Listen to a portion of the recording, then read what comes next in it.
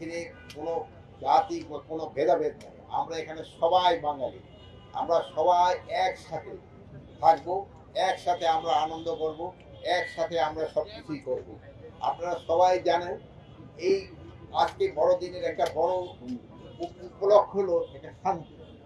এই শান্তি প্রতিষ্ঠা করার জন্য আমরা সবাই একসাথে চেষ্টা করব।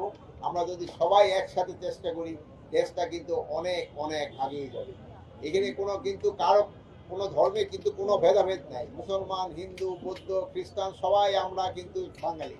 আমাদের উপরের দিকে হয়তো কিছু চিন, কিন্তু আমাদের চামড়ার নিচে কিন্তু সবারই রক্তে একই রং।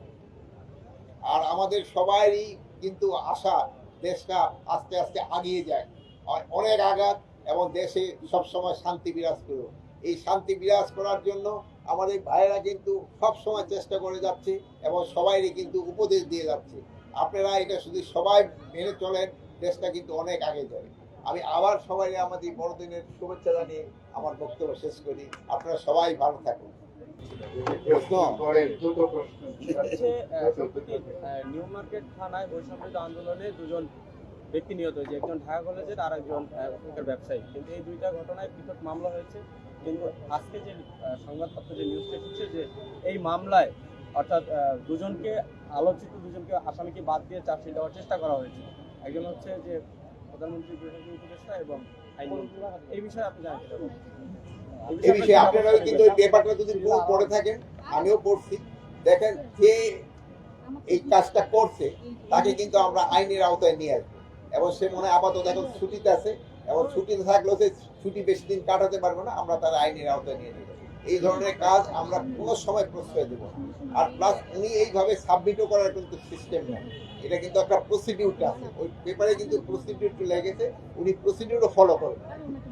আর আমি প্রথম আলোকে আমি ধন্যবাদ জানাই, তারা এই জিনিসটা আমাদের সবাই সামনে প্রকাশ করার জন্য। মাননীয় উপদেষ্টা, আমরা পরে এখন থেকে উৎসবের আপনি যাওয়ার সময় যদি আমাদের একটু সময় দেন। না, আপনি এখনই জিজ্ঞেস করেন, আজকে বড়দিন, উৎসব, আজকে উৎসবের সময়।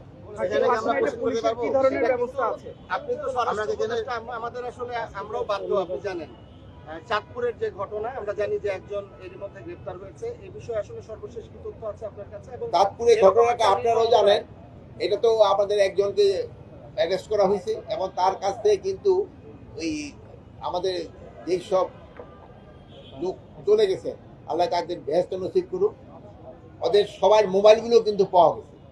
ও কিন্তু নিজে স্বীকারোক্তিও দিয়েছে।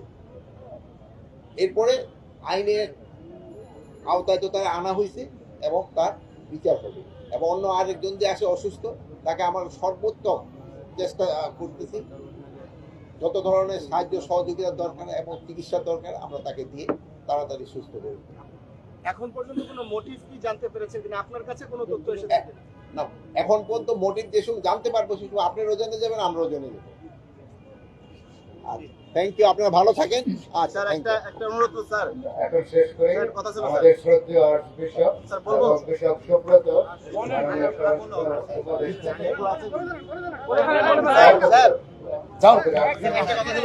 যদি শুনতেন কি বলেন স্যার। আজকে দিনে আমরা প্রেস ক্লাবের সামনে ছিলাম, প্রেস ক্লাবের সামনে থেকে একটা লোক আসছে, লোক এসে নিজের গায়ে পেট্রোল ঢালছে, পেট্রোল ঢেলে আগুন ধরাতে চাচ্ছিল।